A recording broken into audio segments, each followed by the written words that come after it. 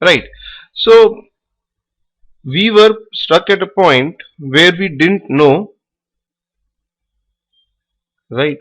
Where we didn't know that each driver will have whether it will have a different set of settings or not. Fine. So how do I do that? How do I come to know about it? So we'll study about the concept of interfaces today. I'll create a new Java project and I'll tell you about interfaces. With the concept of interfaces, you'll come to know that each and every driver they share the same set of features and functions. Okay, hold on. In day 3, I'll create a new interface. Okay, earlier we were creating class. Now I will create a new interface. Right. Let me name the interface as phone. So you'll have something, a Java code generated like this, public interface phone. Now what is an interface? Uh, Telling you in a very short way, say when you go and when you try to buy a book, fine, suppose you want to buy a book on Java, right? So what do? You open the book and look at the index page first, right? You look at the chapters which are covered, the topics which are covered. So the index page is just like the interface which describes what the complete book is supposed to do. Fine, the index page is like an interface. Okay, or in a very simple words, when you go to any restaurant to have dinner or lunch, fine, you have the a la carte menu from which you decide that fine, I want this dish, I want this dish, and from that menu you just order the dish. So that a la carte menu is just like an interface. All right, so this phone is also an interface. Okay, in this you will just describe what a phone is supposed to do. No, it doesn't mean you don't confuse interface with class, Jyoti. Interface is completely different, class is completely different. Okay? When you make a class, you write over here public class city or something like that. When you make an interface, you write public interface phone. Inside the interface, you write suppose public void call. This is one of the features of the phone. Public void text. Another feature of the phone. Fine. So these are the two simple features which I have written over here. Two simple functions. You can add many more. But the thing is there will be no body. You will just declare the functions. Fine. You just declare the name of the function. That's it. Okay. Right. Okay. It's okay, Jyoti. Right. You just have to declare the name of the function. Now, suppose I make a new class. Call it iPhone. Okay. Now, technically, we'll write public class iPhone implements phone. What do you mean by implements phone? When you write implements phone, then it becomes mandatory for this iPhone class to implement all the functions of the phone interface. Okay, this is the phone interface. When you write iPhone implements phone, then it's mandatory to implement both the functions. If you move your mouse over this error, right, this error is coming because I have not implemented the functions. It is mandatory, right? If you move your mouse, you'll get the option add unimplemented methods. It will come up automatically from Eclipse, right? When you click on this, both these functions call and text they get implemented. Inside the body, you can keep some customized text like iPhone calling. right? And iPhone text. Okay, right? What is this @override sign? This means that this function is coming from this phone interface. Technically, this is known as a annotation. We will study about many annotations later on. Fine. This is not a mandatory annotation. Even if you delete it, it will work. There will be no error. Fine. But why do we keep it? So that if a person is looking at the code and he is not aware of the code, by looking at this annotation, he can come to know that fine, this is coming from this phone interface. Okay, it's like a marker. Alright, and these are the two functions which are implemented from the phone interface. So even if I delete one of them, I will get an error that fine, this function is missing. Okay, so you have to make sure that the class implements all the functions from the interface. Okay, similarly, if I have another class like Nokia,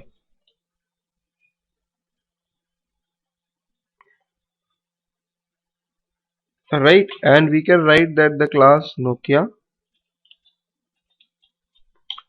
implements phone. So it becomes mandatory for Nokia as well to implement the phone interface. You can add the unimplemented methods, and in them again you can write different text, that is Nokia calling,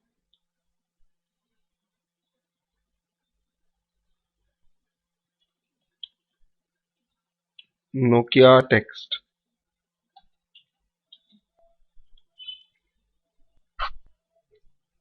Okay, right? So the structure is like this, that there is one interface and here are the two classes which go forward and implement the interface. Fine. If the interface has got the methods like x and y, then both these functions will be implemented in the classes. Right? What is the use of this thing? The use of this thing is that each and every class which implements the interface can describe or can give a different body to the functions, but the function names will remain the same.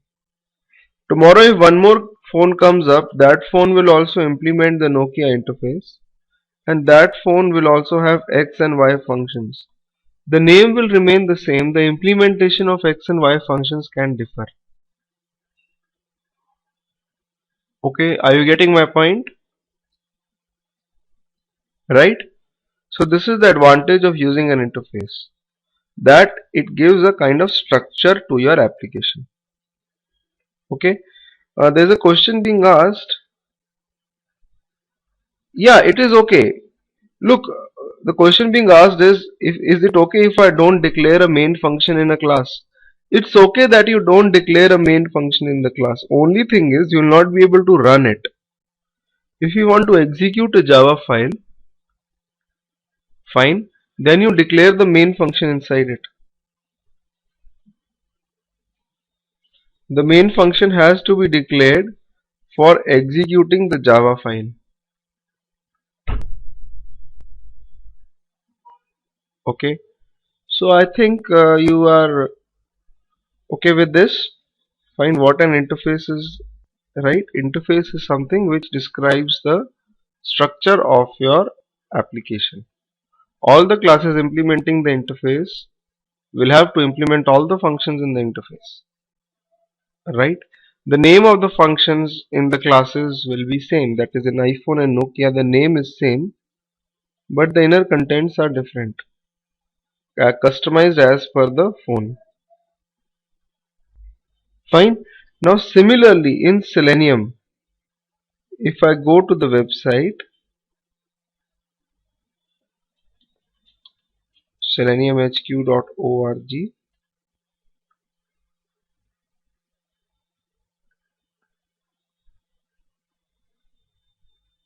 Go to the download link and go to the Java docs.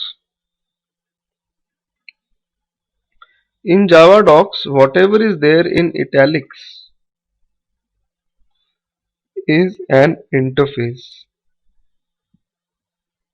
For example, mouse. I'm sorry. I'm having a little bad throat. Sorry. For example, the interface mouse. Right, this is an interface, and these are the two classes which are implementing the interface. In this interface, there are simple functions like mouse functions, click, context click, double click, mouse down, mouse move, right? So both these classes will be using this, will be implementing this interface mouse, right? Similarly, similarly, uh, I hope everybody has heard the word WebDriver. You have heard the word WebDriver, right? That it is the latest version of Selenium. Okay. What is WebDriver? Just a minute, there's a question being asked. Yes, all the classes implementing the interface should implement all the functions inside the interface. It is mandatory. Okay, you can't just partially implement the interface. Okay. Now, if you scroll down, you will see that WebDriver is written over here, and WebDriver is actually an interface. And these are all the classes implementing the interface. All the driver classes: Firefox driver, iDriver, Chrome driver, Safari, HTML unit, event firing, Android, iPhone. So all these drivers, okay, they implement the WebDriver interface. And WebDriver interface has got some functions which can be used on a web page.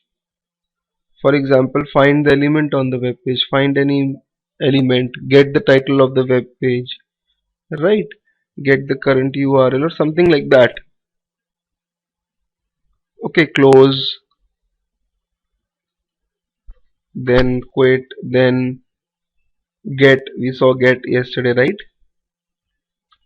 Fine. There are many other things as well. Okay, but there's a point to be noted here.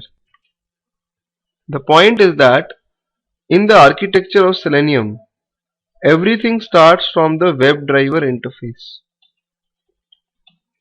And all the other driver classes, they implement this particular interface. Tomorrow if one more driver comes up, it will also implement this interface.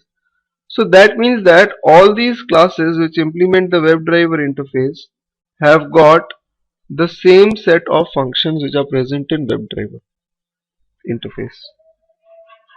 That's why yesterday when we looked at Selenium basics, in Firefox driver also I was using the function get. In Chrome driver also I was using the function get. In HTML unit driver also get, and in iDriver also there is the get function, right? All these classes will have same set of functions. The get function in all these classes, it navigates you to a particular URL. Okay, hold on. Can we create a new class for predefined interface like WebDriver? You are saying that fine, you want to do something like that. I create a class known as XYZ and I write over here, this class implements WebDriver, right? Okay, you can do that, but prefer not to do that. Fine, because in Selenium everything is inbuilt. You don't have to reinvent the wheel. You just need to understand the architecture of Selenium and start working with it. Nobody does it like this. Okay, this thing has already been done in the classes which are implementing the interface WebDriver. Alright, I'll include the jar files of Selenium. Hold on.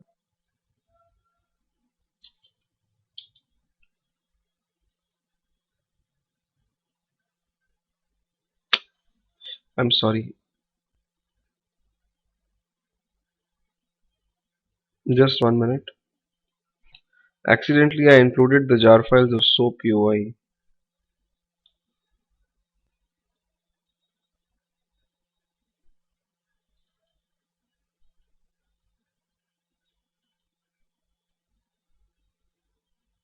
Don't forget to include the jar files inside lib. Fine. You can do that, but if you do that, you'll have to implement all the functions. If I write over here add an unimplemented method, you'll have so many things coming up over here. So you don't really have to reinvent the wheel. Okay? No, yeah. Yes, Prachi. That means that you do not create the class here. Okay, we just use the inbuilt classes. That's what Selenium API is all about, right? That's what object oriented programming is all about. That's why I ask people to get hold of OOPS concept first, because everything is inbuilt. You just need to utilize the inner classes of Selenium. Okay.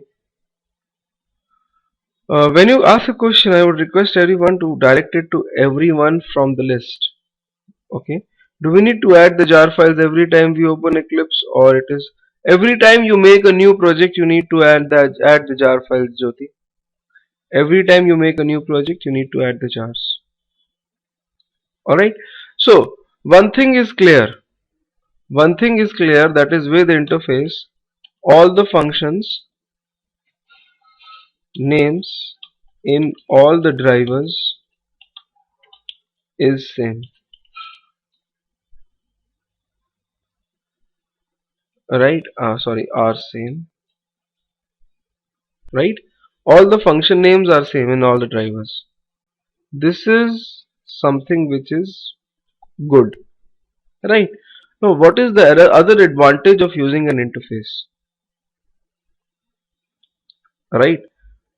We saw that fine. Using an interface, you have the same function name, so you really don't have to worry that how will you perform one operation in I and one operation in Chrome. The procedure will be the same. Right? Now, Devi, you have the chat window. If you move your mouse on the top of your screen, you will see a chat option. Okay, if you click on the chat option in the top menu, you can actually ask the questions to chat. Right, now let me make a new class.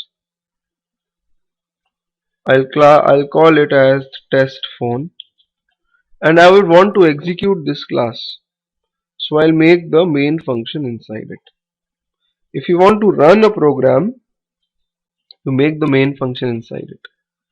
Now inside this class I'm going to make the object of, say, iPhone.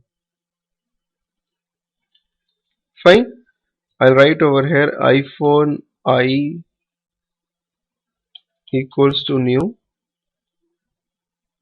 iPhone. Fine. And Nokia N equals to new Nokia.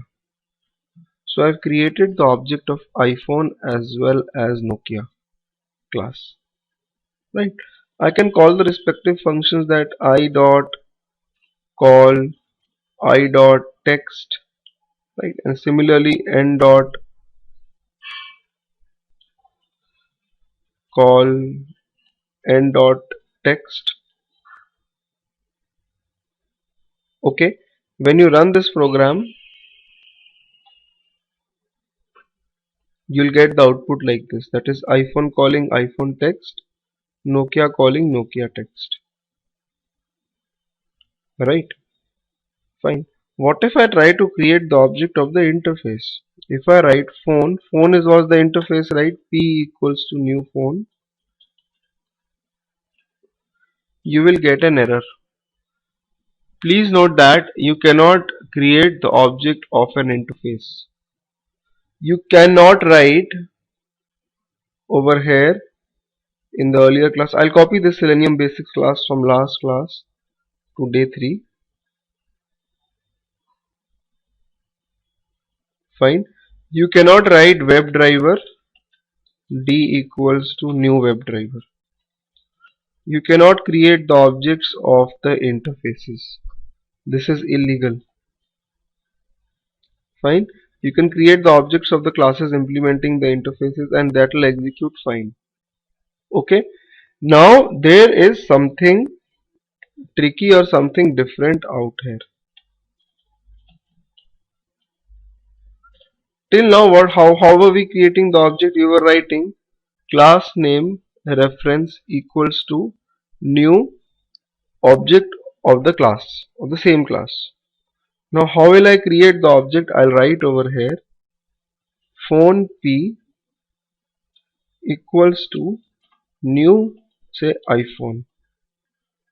You will not get an error over here. There is a difference in this line and this line. In the second line what I have done is I have created the object something like this, that is interface reference equals to new class which is implementing the interface. This is the interface reference p equals to new class which is implementing the interface. Now what is the difference between this and this? Okay, difference comes up when suppose iPhone class says that fine, I have some additional feature which is not there in the regular phone interface. For example, I have a feature known as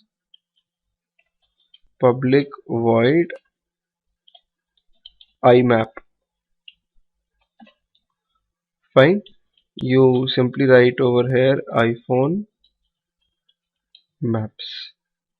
So this is an additional feature which is there in the iPhone class, but it is not coming from the phone interface. Okay. So over here in test phone, I can call that function as well. I can write I dot IMAP. I can call that.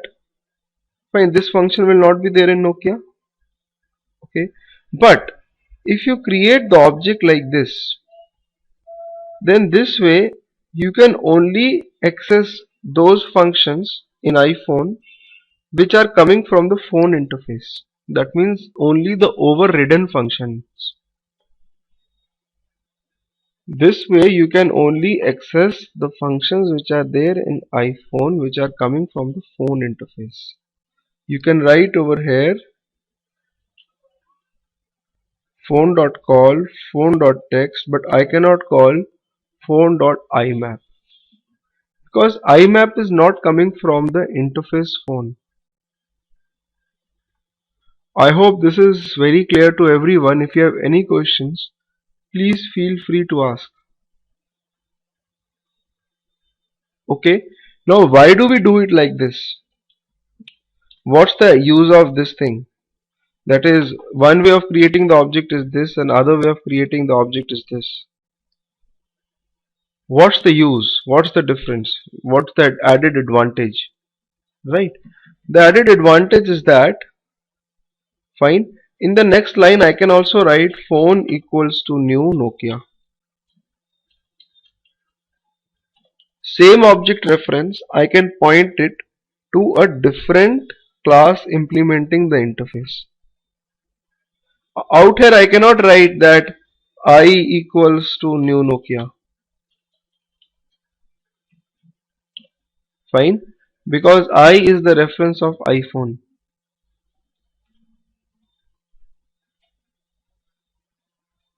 Alright, so when you write over here Nokia N equals to new Nokia, fine, then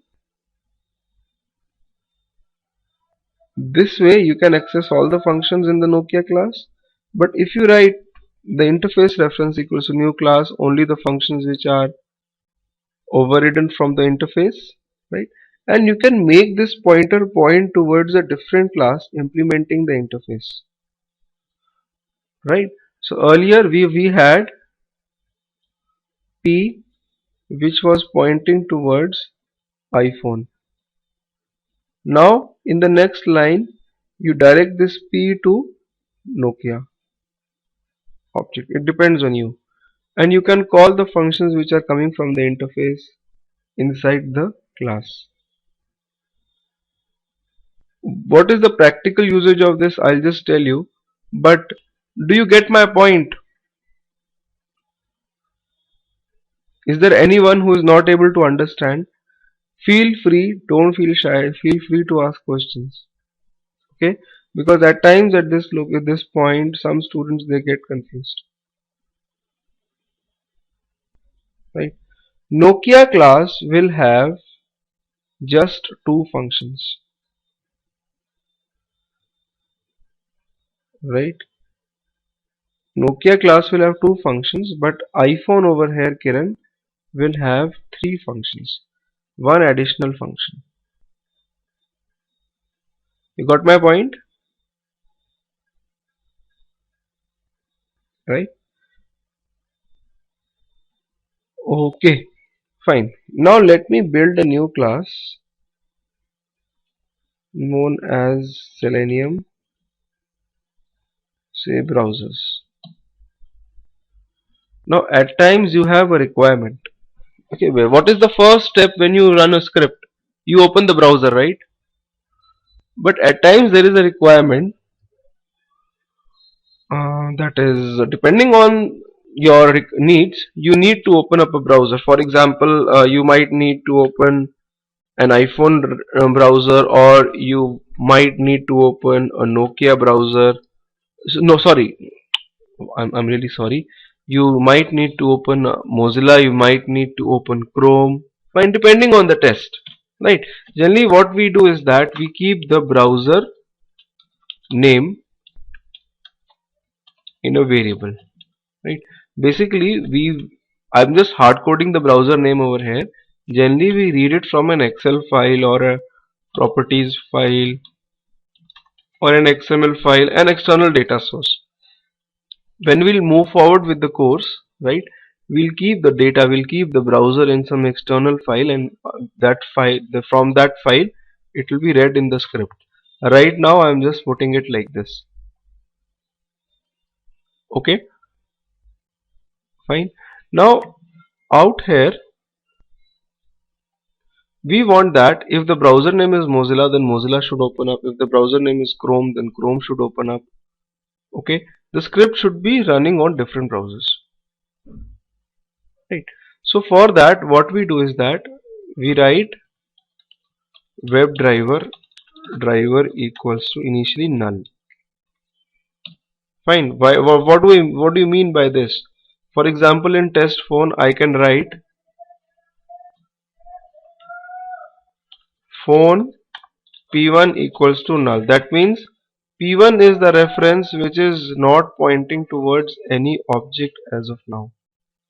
Depending on my requirement, I can make p1 point to new Nokia, or p1 point to new iPhone, depending on my requirement. Okay. Similarly, null means nothing. Fine, empty. Alright. So out here in Selenium browsers, I have WebDriver driver pointing towards nothing. Depending on my requirement, I can make the driver point to new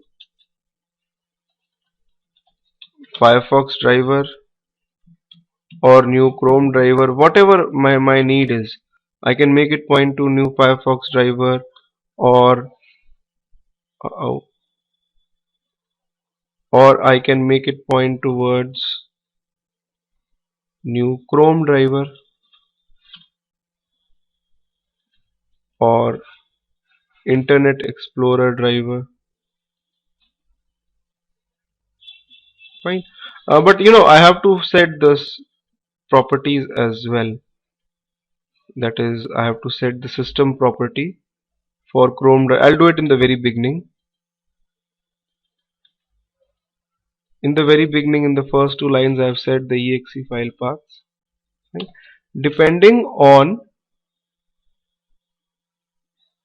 my requirement, okay, I can make the driver point towards anything. Okay, Chrome, Firefox, or IE. So when you run this, all the three browsers will open up.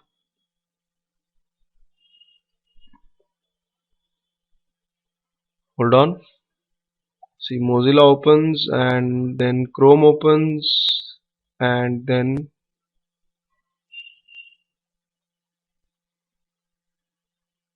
IE also opens up.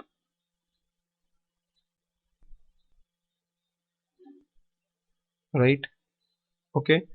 Hold on. You should always close that exe. If you are not using driver.quit command, then chrome driver.exe and idriver server.exe, it keeps on running and occupies a lot of memory. Fine. Right. Now, what we can do is over here we can keep a condition that fine if the browser name is equal to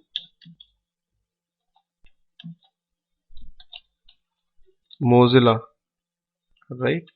Then browser make the driver point to Firefox driver, right? Else if the browser name is equal to Chrome, fine. Make the driver point towards Chrome driver, and if the browser name is equal to I, you can make the driver point towards Internet Explorer driver. So it depends, right? It depends. Yeah, Boris, whatever you want. You want to use switch or case statements, or if you want to use if statements, whatever you want, you can use it. Okay, right? So now, once your browser is open, once the driver is initialized, you can use the function like driver.get to the URL http say selenium hq.org. Okay, all the functions which you perform after this will be common for all the drivers because all the drivers have same set of functions, right? If I write driver.get, then this get function is there in all the drivers because they implement the WebDriver interface. Okay, so this way dynamically I can open up Mozilla. Over here I have the browser name is Mozilla, so later on I'll read it from some external file. Right now I've kept Mozilla. When you run this, you will see that Mozilla will open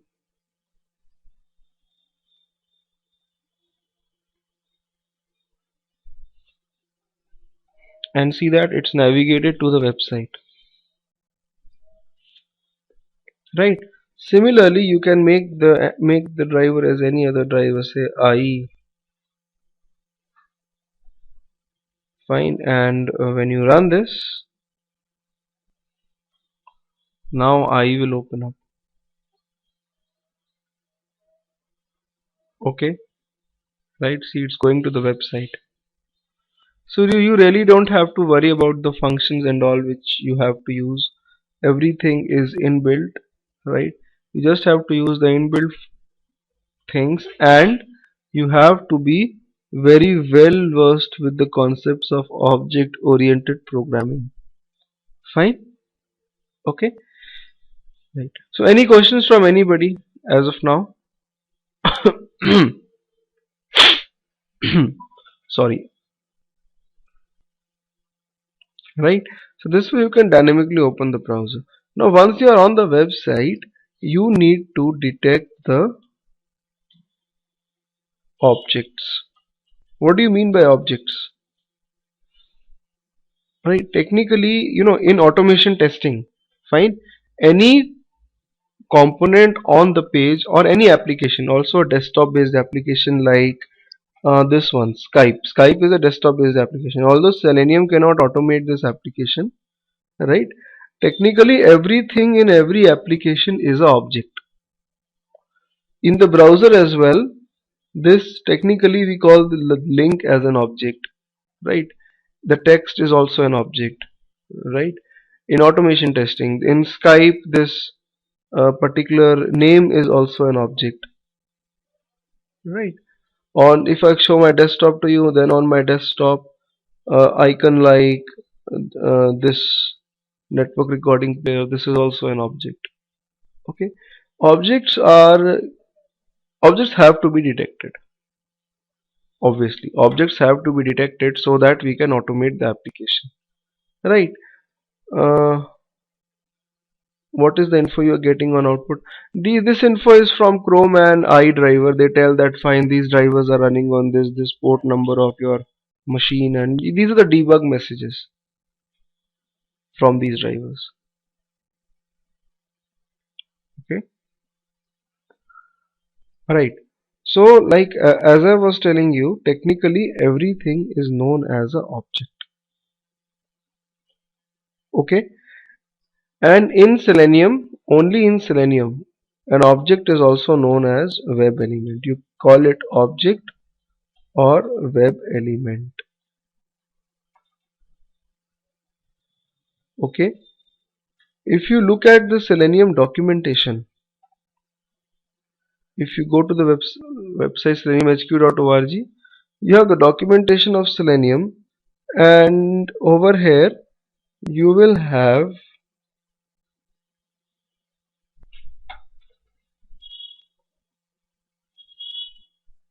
this interface, right? You'll have this interface. This interface name is interface web element. Okay, this web element, what it does, it represents an HTML element, generally any element on the page. For example, a link, button, text field, text, radio button, checkbox, right? All these things will be represented by this web element interface. If you look at the functions inside this interface, the functions are like clear, click, right? Or get the location of the element, or get the size, get the text out of the element. Fine. Is selected is enabled. Send keys will is like sending the keys or typing into an element. Fine. So these are the generic functions which can be performed on any object on any web page, right? So how will you work with them? How will you work with these functions? How will you get the object reference of web element interface? Okay, so to do that, to understand that, the first thing which you need to do is that you need to understand how Selenium works. Okay, how Selenium goes inside the page, it extracts the objects, right? What are the various object detection means, right? What are the various ways in which you can detect the objects, right? So I'll talk about that. I'll talk all about that. Fine, but first, just a minute. But first, you know what? There's an important thing. What we'll do is we'll import the documentation of Selenium inside Eclipse, right? Because every time I don't want to run over into this documentation, right? I can import the complete documentation of Selenium inside Eclipse. Okay. All you need to do is that you need to go to seleniumhq.org and hold on. There's a question being asked. Is there any element on the web page like label, text box, button, etc.? I cannot understand your question, Jyoti. I'm not able to understand your question. Okay, okay, fine. Alright, yeah, fine. So if you right click on this Java doc link and select the option copy link location, copy the location of this link, go back to Eclipse and go to the properties of the project. If you click on the project and if you right click, you will get the option. Hold on, hold on, it's hanged.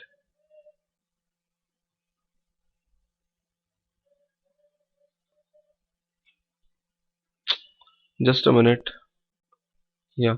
Yeah, if you right click on the project, you will get the properties option. Fine. Or you can hit the alt enter of keyboard. You'll also get the properties option. Okay, alt and enter is the shortcut. Fine. In this you have the Java build path. Over here you'll see all the jars.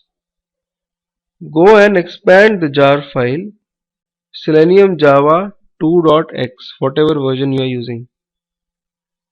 Okay, and after expanding this jar, you'll get the option Java doc location. Fine. You edit this and paste the URL. Fine. Paste the URL of Java docs and remove index.html from the end. Don't forget to remove index.html from the end. If you forget, then it will not work. Alright. So when you click on OK and you click on OK, now the documentation of Selenium has been imported inside Eclipse. If I move my mouse over, say, WebDriver, I'll get the complete specification of WebDriver.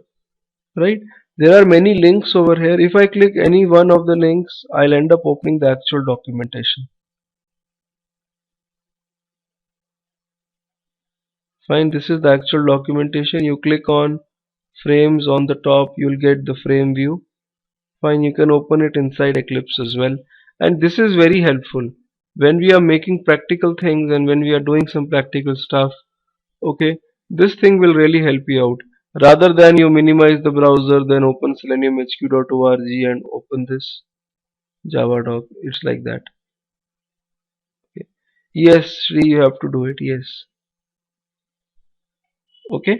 So this will be helpful to you. Fine. Only thing is, the network should be there because I have linked the Java docs online. Okay, and I have linked it online. It's not on your local system. You should be connected to the internet. Right? Now the next thing which comes up is how Selenium goes and identifies the objects on the page. For example, if I am on the page, say yahoo.com,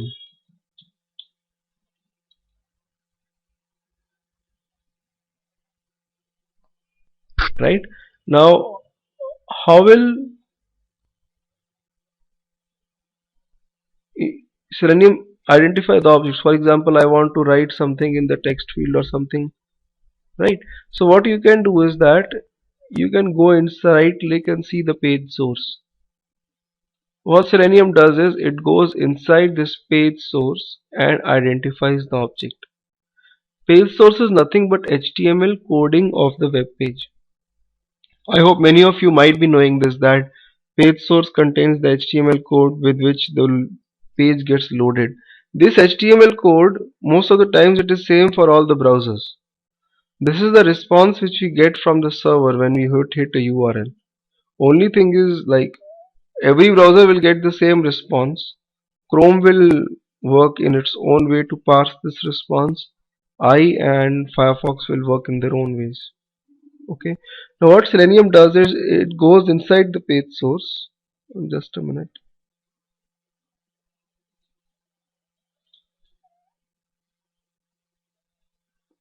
Yeah. So what Selenium does is that it goes inside the page source and identifies the objects as per the page source. For example, in the page source, remember there is the one of the major thing. The major thing is the tag. Whatever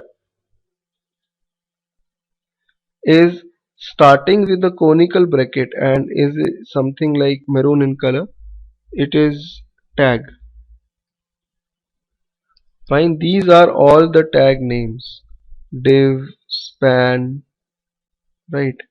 UL, LA, H2. Fine. These all are the tag names. A tag can have, like this is the span tag, can have an attribute, one or more than one attributes associated with it. For example, if you look at this label tag, this has got an attribute known as for and one attribute known as class. Okay, every tag has got one or more than one attributes associated with it. So with the combination of this tag name and attributes, we go forward and identify the objects in Selenium.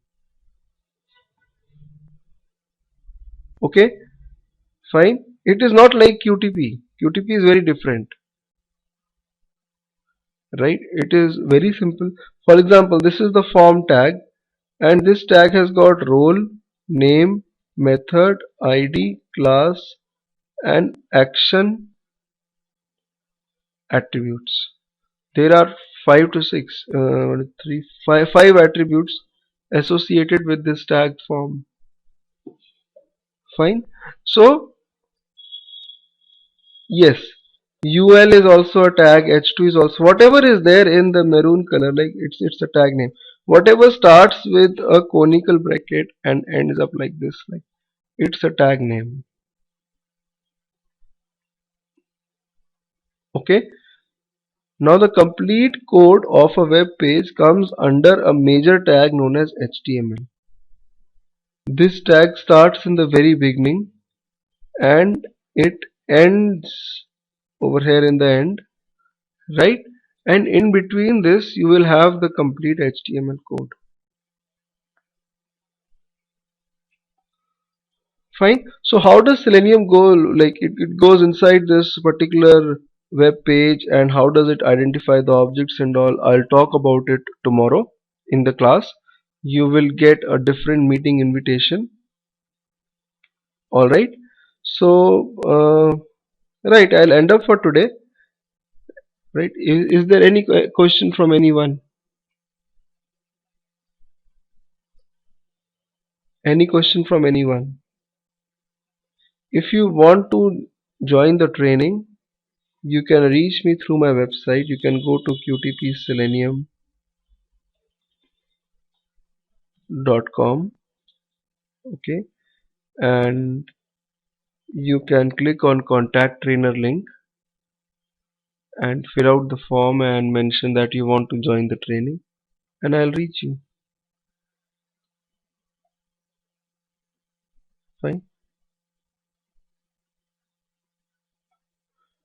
The recorded session for day 3 will be available in next 4 to 5 hours. I have to convert it and upload it on YouTube. Uh,